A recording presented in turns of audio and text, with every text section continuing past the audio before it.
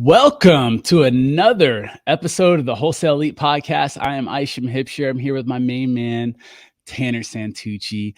And guys, if you're not looking at the screen right now, we have the GOAT in the building. The GOAT is in the building, Mr. Jamil Damji. Welcome to the Wholesale Elite Podcast, sir. How are you? I'm fantastic, brother. Happy to be here. I'm loving your podcast, and I think it's a great concept, and I'm honored that you guys asked me to be a part of it. Absolutely. Well, we're definitely honored that you took the time out of your day to join us and to drop some golden nuggets. And you know, I was on your show fairly recently, and I was able to share my story, which I'm super grateful for that. It's really cool to hear it. I was actually listening to it this morning in the shower, like, man, this is trippy hearing myself on a podcast. But I thank you for giving me that opportunity to tell that story. To the Moon is super fun. Absolutely. To the Moon is the name of the show for anyone who isn't aware. It's one of Jamil's mini podcasts where he essentially has students from his Astro Flipping mentorship community program coaching on to talk about all their successes and what's been happening in their life. And so it was really cool to be on there. And man, to have you on this show is going to be exciting for us because I've always, man, I've wanted to climb into your brain and ask you a ton of questions that I really couldn't ask you, on our coaching calls because I don't want to take up the time. So this is going to be a lot of fun. Great. I was telling Tanner that, ordinarily these shows, we really want to kind of find the person's origin story and really dive in and ask all those questions. But, you did a great episode a while back with Max Maxwell where you told your story. And then more recently, I haven't seen it yet, but I saw your post about there's another podcast that you did recently where you told your story, I'm assuming a little more in depth. And so for this one, I'm thinking that Tanner and I can be a little selfish and do something different and actually almost get like a live coaching session on wax. And so we're definitely still going to dive into a lot of mindset stuff, but I want people to understand what it's like to be coached by you. I want the listeners to really get a good feeling of what it's like when you actually have a mentor that won't bullshit you. That will tell you straight up, and one that you can be real with, one you don't feel like you have to bring this false person to the table, because you're best when people come to you naked, just wide open. Yeah. And so that's where we are, brother. So I'd like to, Tanner, I know I didn't give you much of a heads up on I'm this. just vibing. Don't worry about me. That's what's up, man. I'd like to first off, Jamil, just kind of get to know what's your morning routine like. So it's really structured. Pace and I travel around the country a lot, and so the time of my morning routine has to adjust depending on where I am in the country or what's happening in the day. But the things that I do in the morning are just non-negotiable. I do the same thing every morning, every day, and it sets me up for the day. And if for whatever reason one of these things is missing, it's like, I'm off. I'm off for the rest of the day, and it doesn't feel good, and I don't enjoy it. So first things first, I wake up in the morning, and before I even typically open my eyes, like my eyes will probably like jotto at 6 hours after I fall asleep, I'm up. Can't sleep longer than 6 hours any night. So at the 6 hour point, I don't even typically need an alarm. I'm up, and I'll typically reclose my eyes, and just for a moment, I give thanks. I just give thanks for the day, for the breath, for life, and waking up another one, not having passed on, due to heart attack or some other weird thing that could happen to you while you sleep.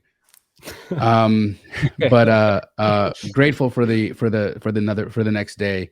And then I set an intention. I set an intention for the day. And for me, it's usually to align with the highest level of consciousness that I have, that's available to me. And that's, I know that might sound like, oh, that's really like, ambiguous, but it's not. I believe in levels of consciousness. I think we all have different and can live in and live through and talk through and be on different levels of consciousness throughout a day. And your level of consciousness will fluctuate throughout the entire day, right?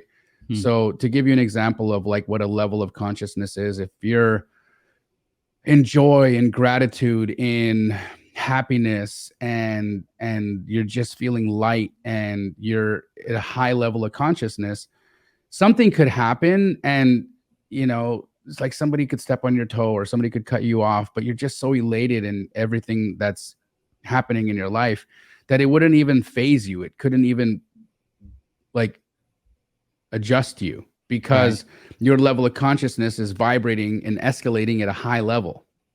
Whereas you may be at a lower level of consciousness where you are feeling discombobulated or grouchy and negative, and something could happen, like someone cut you off in traffic and you could turn into a road rage incident, and so the same person can be at multiple levels of consciousness, and we fluctuate on these levels of consciousness throughout a day. And so it's important to know that. And for me, I want to align to the highest level of consciousness available to me at any given time. So that's the one, that's the intention I set, right?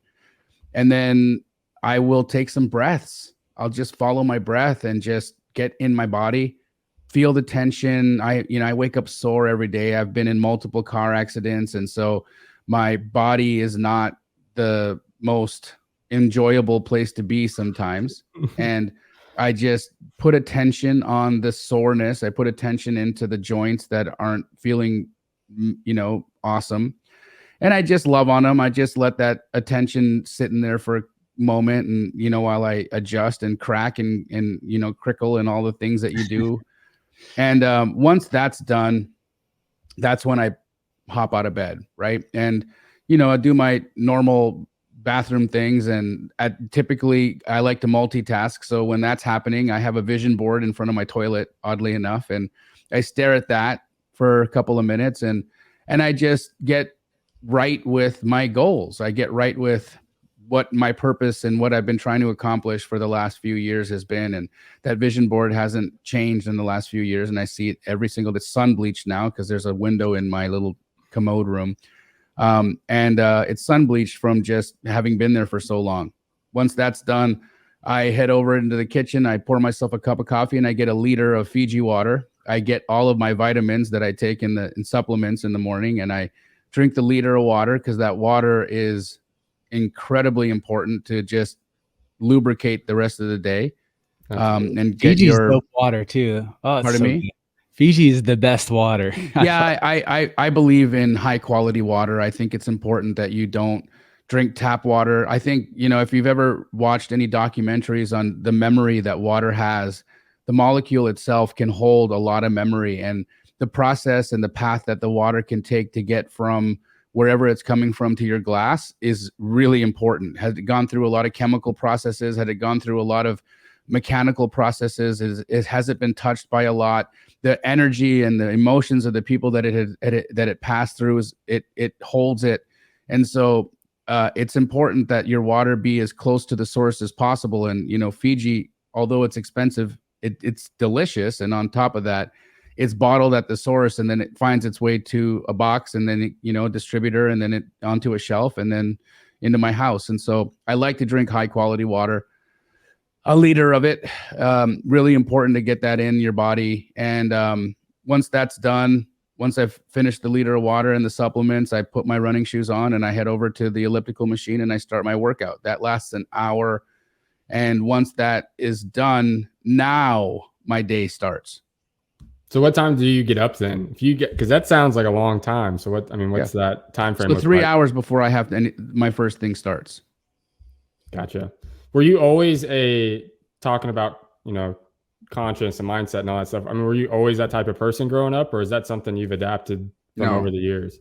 No, it's something I learned. It became a part of my reality as I understood more of the reality that we live in. I have witnessed and experienced some incredible things about this planet and our experience here. And I can tell you the thing that I learned that is the highest truth that I know to this point is that we're just an energy soup. Absolutely. Yep. And we're living in an energy soup. And, you know, even though we feel like it's everything separate and we feel like, you know, we're like kind of alone and we're like these isolated islands of emotions and bones, we're not. We're really just energy soup. And it's that always. So whatever you are is intermingling with the things that you're coming into contact with. And those things are intermingling with you. And you affect them and they affect you.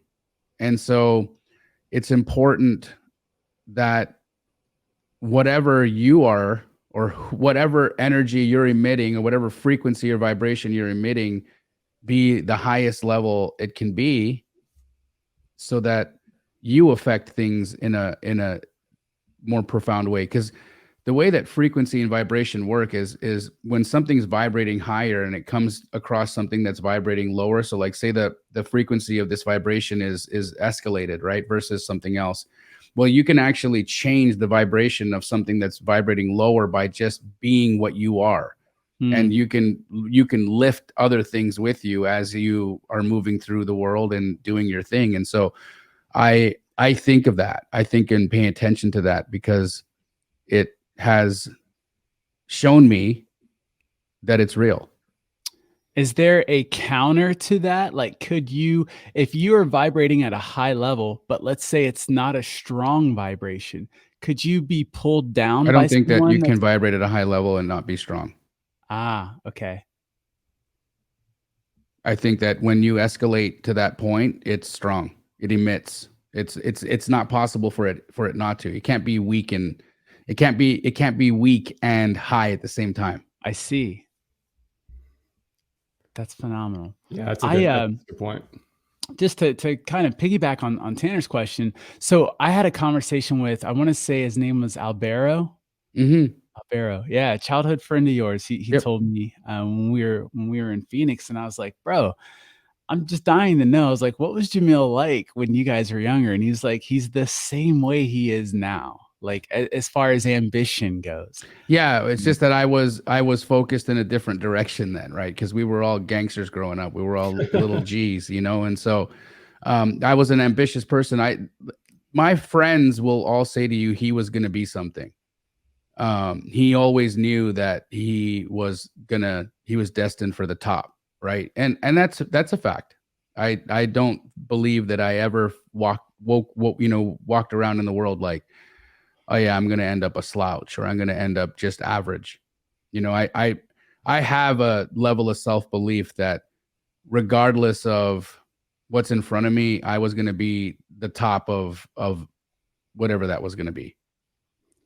What do you credit that self-belief or what do you credit, happening in your life to bring you there? Well, I think initially my mom, my mom and my sister, they were always my mom's a positive lady. She's a real go-getter, a real ambitious woman. And she just, not ambitious like she was ambitious for the world. She just was like, my mom doesn't sit down, she's still to this day. She moves around. She's 80 years old. She's moving around the house. Like you'd be like, oh, you'd get tired watching her. She's just, from cooking to cleaning to this, to that, to laundry, to that, she's just going, right. She's for 80 years old. She's phenomenal. My sister too, always believed in me, always thought I was the coolest person. And she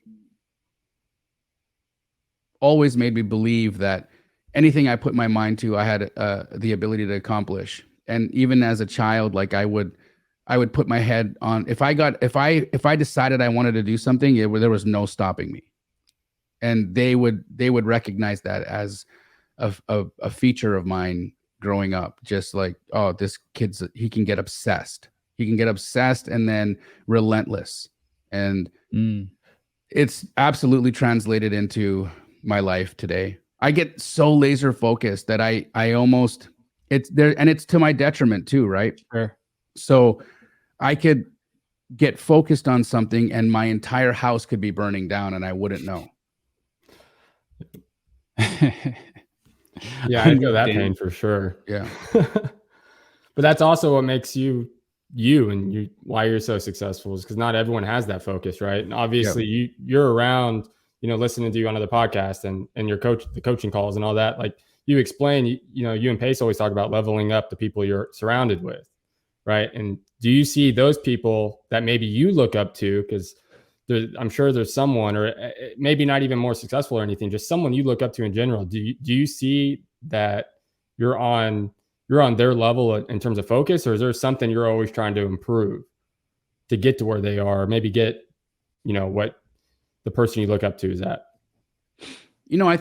I think what's funny is that being around people that you would say monetarily maybe are more successful than me, like they've got more money than me, or they've got more fame than me, or they've got a higher position in business than I do. Looking at my qualities and their qualities, the core difference is our target was different. Ooh. Can you explain? Yeah. So I'm at my target. And the problem is not that it's an issue, but like, holy crap, I fucked up. I shot too low. Right. When 2008 happened and I got reset to like -2 million, right? And I didn't even go to zero. And most people are like, oh yeah, I started at nothing. I was like, yeah, I was like -2 million, below nothing. Right. So when I came out of 2008 with a $1.8 million judgment against me, and I had to crawl out of that, I had a goal to get back everything I lost. Should have had a bigger goal, because I got it all back, and a little bit more. But like, if I had really shot and if I had said, yeah, man, my goal is going to be $1 billion, I'd have it right now. So what's keeping you from getting that $1 billion now? Oh, nothing. I got new goals. I have new goals. It's just that everything takes time. Yep. Sure. I think the other piece that a lot of folks forget is that you set a goal, and then you think, oh yeah, I set a goal and I said that it's going to happen by this time, and that's cute. It's not your timing. Right. It's never your timing. That's in God's hands. That's in life's hands. That's in the unfolding of the mystery of this all. That is not my decision on when. I'm just going to continue to I'm going to keep my goal, and I'm going to continue to show up, and I'm going to continue to do the things that are going to push me towards that goal. And I'm going to collaborate with my goal, and I'm going to have my eyes on the target, and I'm going to say yes to the opportunities that I think could get me there. And I'm going to take the necessary steps that I see illumined that are going to push me towards that goal that I've set. And that's what's going to get me there. I think the problem that a lot of people have is that they stick a personal timeline on it. They're like, oh, by this time this is going to happen. And then it doesn't happen by that time. And then they lose belief in themselves. And then they lose belief in the manifestation process. And then they lose belief in their ability to achieve and reach and hit goals. And so then, what happens? All of that negativity results in a quitting. Yep. So you're saying that when you set goals, you shouldn't put a timeline on it. I mean, I think that you can set some like top line goals, high level goals. I don't know that it's the best thing to, and you could put a time on it just to say, hey, I'm sticking a time on it because it's helpful to me, but don't be married to that. And when you blow past that time and it takes longer, that it's going to. Yep. Right. So yep. Be flexible with yourself. Be flexible and know that, like, yes, you're going to get the things that you're looking for. Yes, your desires will be met as you collaborate with your desires and push towards them and do the things that are necessary to achieve those things. Because we don't live in a wishing well. Right. We live in a collaborative manifestation universe. Where you have to do something. You got to create it in your mind. You have to have an emotional attachment to that creation, and then you have to step towards it. and be relentless with stepping towards it. And then the goal being achieved is guaranteed. When you so you said you have a vision board, and you also said you have a vision board that's sun bleached, so it's been there for a while. Yeah. Can you talk a little bit deeper on the power of vision boards and maybe what those have done for you? And yes, they're obviously important, but how important are they? I mean, I think it's a tool. It's not the some people will be like, I have a vision board and nothing happened. Like for instance, my wife, she's got one. She never looks at it. I don't even think she knows where it is. Right? I'm not saying that to diminish her goals or like what she, but I can probably say that she hasn't accomplished the things that were possibly on there. Right? So just making a vision board ain't nothing. So I think they're important, but the visuals are great, and the visuals are important to see and to know, like, oh yeah, so this is the target. This is my target. This is my target. I'm moving towards my target. You still have to focus on them, remind yourself of them, have that intention to hit those targets and goals, and then get unrelenting with how you're going to move towards them. And I think that's the missing link for a lot of folks too, is just it's going to take work. Yeah. That's the part, the work part is just, you guys see the amount of effort I'm putting into life, for people who are tuning in that don't know me much. If you paid attention to my social media for a week, I would exhaust you just watching me. Yeah. You'll laugh your ass off too, by the way. I try for that. Yeah, you're quite the clever guy with some of these ads you're putting out. Come on now. Yeah. They're fun. That new one you just put out, I saw the picture of it and I was like, what is going on here? Yeah. We'll see how that one performs. I don't know. No, that's awesome. That's awesome.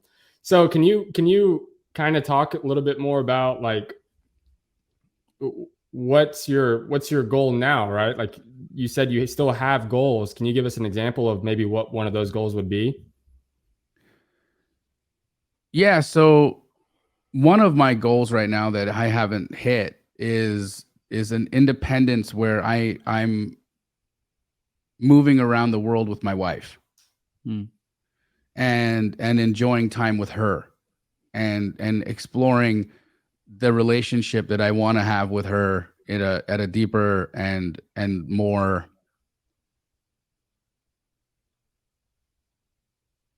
refined level. Because right now, I'm in growth phase. I'm pushing. I'm like pushing like a 2-year-old right now. Like you can't. I'm gonna get my way, right? So she's not in my way. She's like right now. She's just like, go on, Right. She's not trying to be a part. She's not trying to be in my way. She's not trying to create any obstacles for me. She's my greatest support. Like she's just like, okay, how can I be helpful? How can I be a support system to him? And how can I then get out of his way so he can do the thing he's going to do? Was she always like that? Was she always supportive? She's the shit, dude.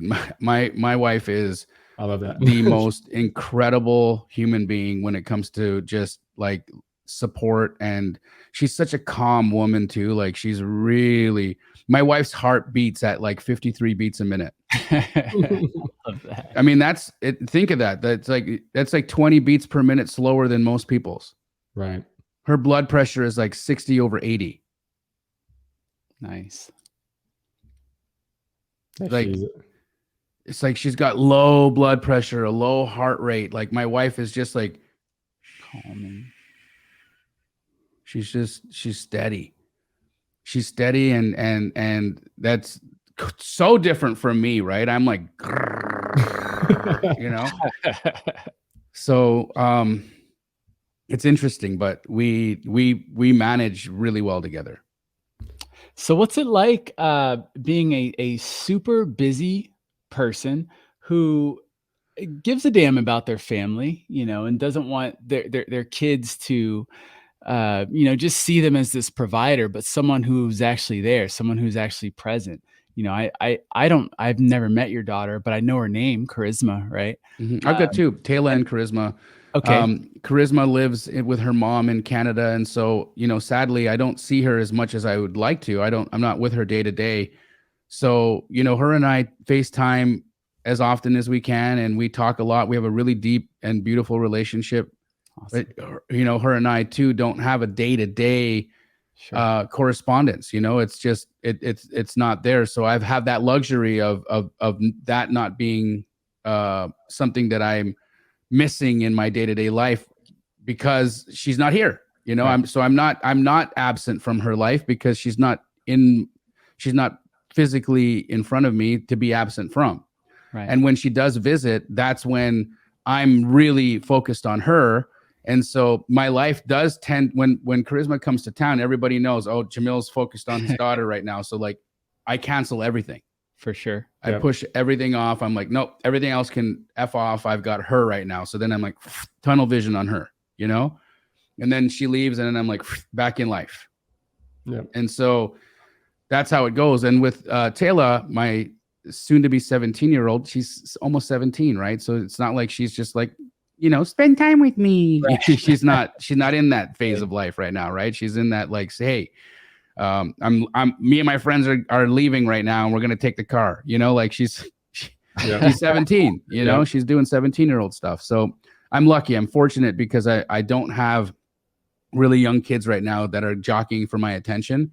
I've got a fairly open runway of time and opportunity family wise to explore life and to grow. I think the hardest thing that I'm dealing with right now is just with the commitment that I have to the Astro community, with the commitments that I have to promoting the television show and creating it, with the commitments I have to Glee and being a founder and a provider and a resource for that company as well.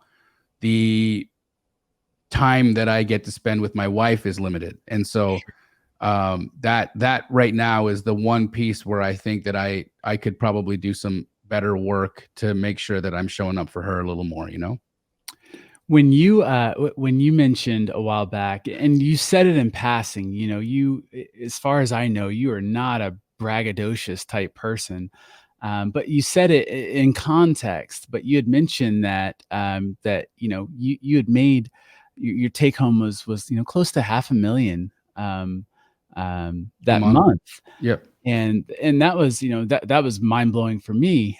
But, after I, shook that one off and realized this is a reality for you. You also told a story later on about how you were sitting with people who were, I want to say they were making like $1 million a day, or it was some crazy number. And that's when almost a light bulb went off for you that like, man, I'm not thinking big enough. What do you think that you'll ever get to the point to where enough is enough? And I hate to ask that question, but I'd love to hear your answer. I don't know that, like, it's not so much about like how much, because I don't spend what I make. Right. Not even close. I'm a simple guy, right? Like you guys see, I have simple tastes. You don't see me flossing around in $1 million vehicles, and I don't live on in a $30 million house or anything like that. I just got simple tastes. I got pretty standard. I mean, I have nice things. My home is beautiful. I live in a great neighborhood. I drive the car I want to drive. If I wanted to drive $1 million car, I could, but I don't want to. I like what I drive. I like, my Ford Bronco. It's cool, so I just do my thing. So it's not about like accumulating, but I think that's how we keep score here. Absolutely. So I'm in the game. Yeah. So I don't know that it's like, when is enough enough? It's not about enough. It's just like, oh, I'm in the game when we're still keeping scores. So away we go. Where we go. Well, I want to ask you a little bit more, kind of not so much on the mindset and stuff, but more on the TV show. Could you tell us, you got the 3rd season releasing, correct? Second season in December, right? Correct, so yeah. Could you tell us a little bit about the TV show and your experiences doing that, and what's that like? Yeah, it's fun, man. Like a TV show opens up more doors than you could ever imagine, right? So there's people that I would have never been able to talk to that will take my call now because I have a TV show. Right. It's just what it is, right? So in terms of social credibility, nothing like it. In terms of time commitment, nothing like it. It's the most taxing and committing thing that we do all day, hands down. So what's the schedule like of that then? I mean, it's like it's 6 to 8 hours a day, 5 days a week. Wow. And then I have other things I got to do, right? Which is like, why on a Tuesday when I'm filming, I'll have come from an 8-hour shoot, 10-minute break in between, hop onto a call and run 5 to 6 hours on a coaching call. Yep. You can imagine what that feels like at the end of that day, because that is truly 14 hours of straight work. Yep. No stopping.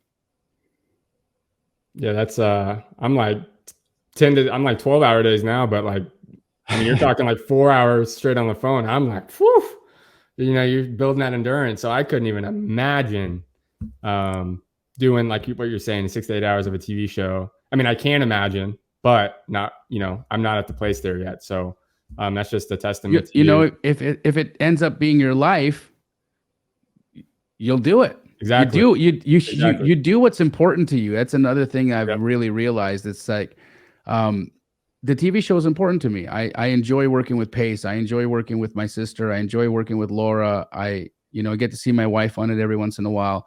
We love the houses. We love, beautifying homes. We like fixing and flipping. It's real estate. It's what we do. It's great. So that's fun. And our crew is phenomenal. Like, we have a beautiful crew, right down to our production assistants. They're all incredible human beings, right? So we show up for them because it's a part of their livelihood. It's a part of what keeps them employed. We show up for ourselves because we enjoy being in a creative process. We show up for each other. I love hanging out with Pace. I love hanging out with Rahima and Laura. We show up for the network. We appreciate the amount of resources and energy that they're putting in behind our show. We show up for the production company because we know how hard it is to keep all these moving pieces together, and last thing they need is some diva celebrity or some diva talent coming in and messing things up for them, right? So there's commitments you make, and then you show up for those commitments. And so that's a part of what we do every single day when we come to set. And those are the people and those are the things that we keep in mind when we're there, right? That like, hey, you're not just here alone, bro. You've got so many people here that are counting on you to do your best. So buck up and do it. For sure. How did this TV show idea come about? I mean, it was never an idea of ours. Like, we didn't go out shooting or shopping a TV show. They came knocking on our door. Yeah, so they came knocking on our door after watching a video on Pace's YouTube video or YouTube channel of him and I walking a house that we were going to fix and flip together.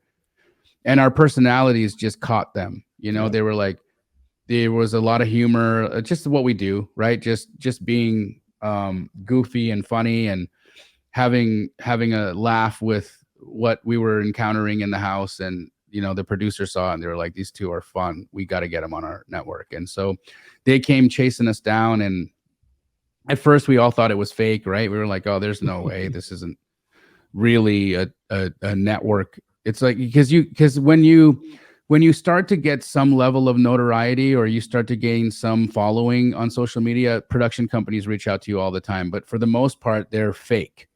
Or they're like, they want you to pay for something. They want you to pay to shoot a pilot. They want you to pay to, do this. And so it's just like, it's this big rope-a-dope scam that a lot of people get caught up in, especially social media influencers who are trying to chase fame. Yep. They become easy targets for these fake production companies or these like baby production companies that have no money, no connections, and no budgets to come in and try and extract 50,000 or 100,000 from some schmuck who's got money but wants eyeballs. Yep. Interesting. If we could switch gears just a little bit and I want to go a little bit dark right now and just to help some people out. But what is one of the most memorable failures, for lack of better words, that you've had in real estate, and how did you get out of that? Well, the most, glaringly terrible failures I had was bankrupting my parents, right? Losing everything for them. And I, I spent the latter part of the last 10 years owning that and atoning for it and making up for it tenfold. So I got my family involved in some development projects, and I had my parents both co-sign those construction loans. And when the real estate market tanked, and we were holding a lot of subject to properties, which is again why I look, I never want this to be taken away like, oh, Jamil doesn't love sub two. I love sub two, and I love what Pace is doing. And I think he's a very intelligent man, and he can handle his obligations better than anybody. And so, my level of sophistication and Pace's level of sophistication that he's living in right now at the time when I was doing it aren't the same, right? I was young, I was disorganized, and I thought it would never end. But we were collecting leverage. We were collecting properties that had mortgages on them. And when the market tanked and the market turned, we couldn't debt service a lot of that. On top of that, our construction financing was all getting recalled because lending practices and lending standards had changed. And so these banks, even though they had given us construction loans to do these projects, and they recalled or wanted to requalify those loans. And I didn't realize that once a bank gave you a loan that they could change their mind. Yeah. But they can. And so we just got caught. We got caught up in a system that we didn't understand. And leverage was not my friend. There's a lot of people that preach leverage being the most incredible, like for instance, Kiyosaki, he talks about being hundreds of millions of dollars in debt and it being the smartest thing that he could possibly do. And, because he doesn't pay any tax, and, people who pay taxes are communists, and all the, his position is that. And, to each their own. I think that if you want to live in a life where you gotta wake up and make a payment, you like every month you've got tens of thousands or hundreds of thousands of dollars in payments due. That means you got to generate all that cash that month to make those payments. Yeah.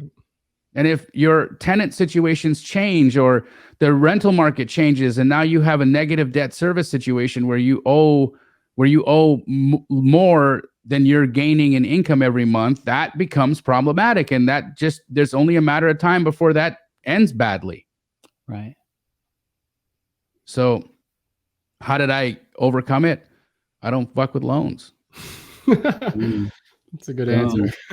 Glad to hear you say that, to be honest with you. I kind of grew up in the Dave Ramsey sphere of influence until I don't know. It was almost like I put Dave against Robert Kiyosaki, and to me, Robert came out, in one way or another, a little bit shinier than Dave. And it was more so in the sense of, I liked Dave for his kind of tried and true approach, because at the time we were just trying to, maintain the little finances that we had. There was no wealth or talks of any of that stuff. Then, bring in Robert Kiyosaki, and I'm like, whoa, my mind's blown. But then I keep hearing this whole talk about debt. And even Grant Cardone and all these guys, they're big on debt. And me, I've always been like, gosh, there's got to be a way that you can do this without. I understand the point of leveraging other people's money, but just being so leveraged to where, I don't know, that was just scary to me. So it's a massive relief, brother, to hear you say that, because yes, you teach their own, and there's no real true blueprint to do this thing. Yeah, and I'm not knocking what any of these guys do, right? Like my best friend, he's got a lot of leverage. He collects leverage as a business model, right? And he does a great job. He makes a ton of money, and he teaches a lot of people how to gain financial independence by collecting leverage. So is there anything wrong with it? No, it's just that level of stress. I'm not interested in it. I don't want to wake up and ever say, man, I got to work today because I got all these payments to make. Right. I can call it a day now. Today I could just say, I'm done.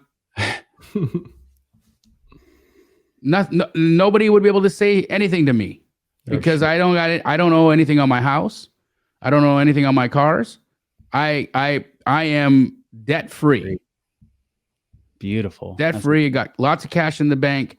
I got money coming in from investments that would pay my lifestyle every single month.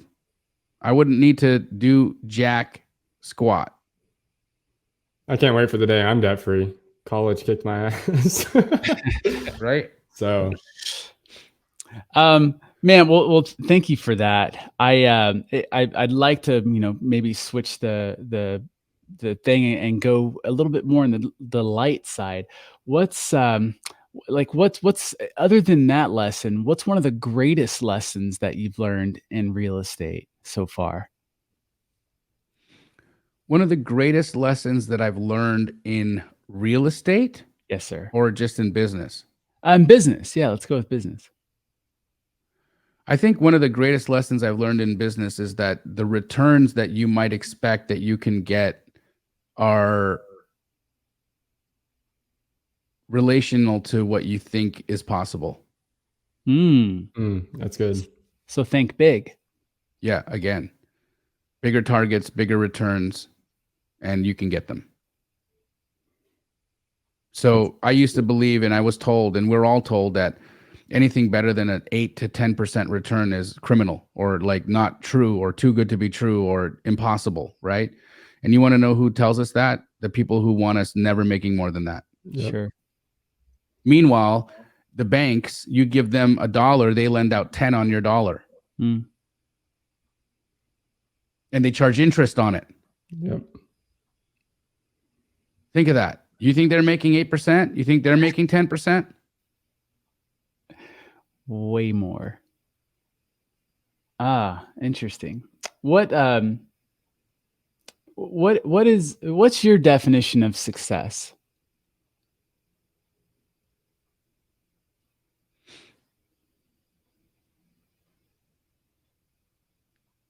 It's changed. It definitely, it had a number on it once upon a time, and it doesn't anymore for me. I think that success, you never feel like you got it because you can chase money all you want, right? You can say, oh, I'm going to feel successful when I have $20 million. Okay. Get it. See how you feel. You're not going to feel successful because there's going to be a billionaire out there that's going to piss on you and you're going to feel like, oh, I got nothing. I'm a little pipsqueak. So that won't work. You could say success is going to be when I build a incredible company. Okay, cool. You're going to build an incredible company, and then there's going to be a Tesla out there that's going to piss on you, and you're going to realize, oh, you ain't done nothing. Okay, so that's not going to work.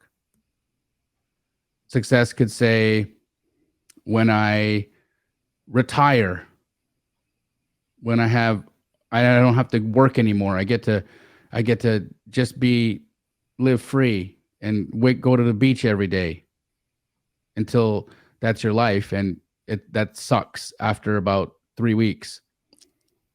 And then what?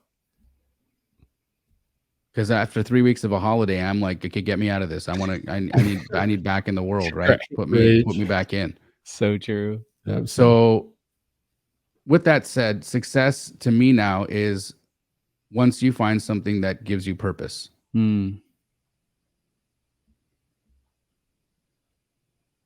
What do you find that gives you purpose? Right now, it's been watching all of you guys crush it. It's awesome. Like that to me, it's like I don't even care about making 20 grand a day. I'm like, ooh, yay.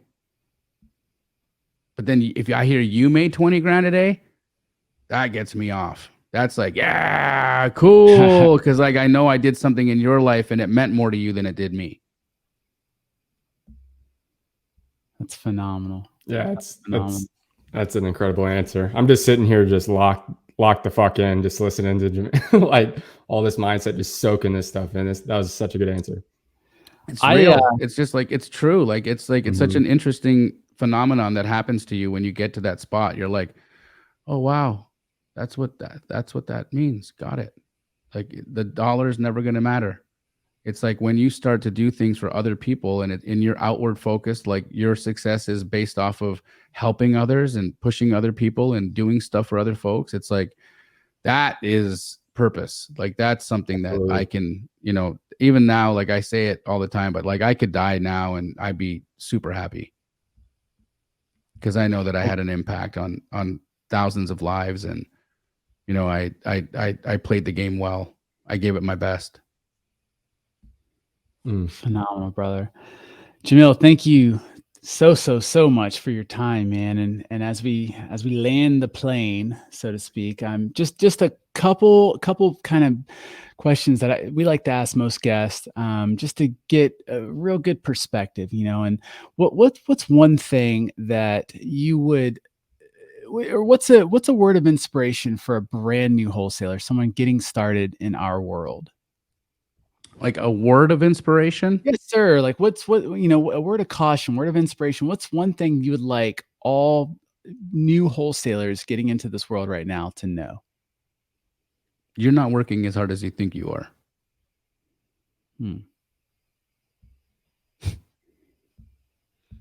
Damn. Yeah.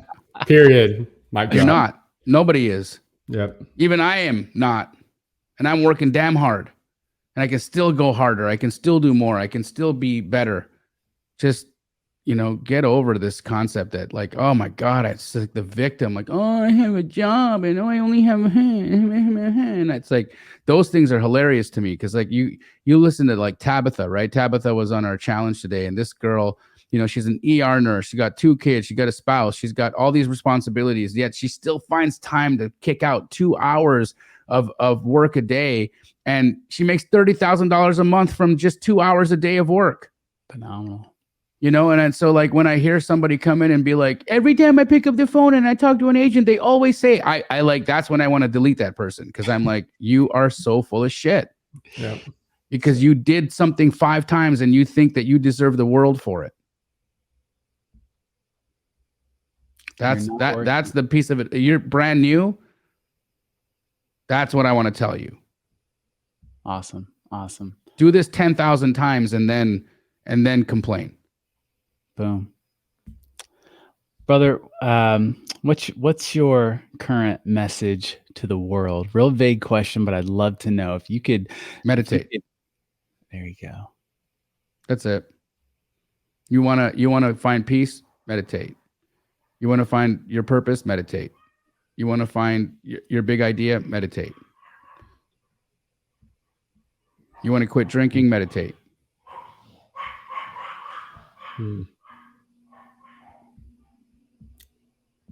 Meditation. Got it.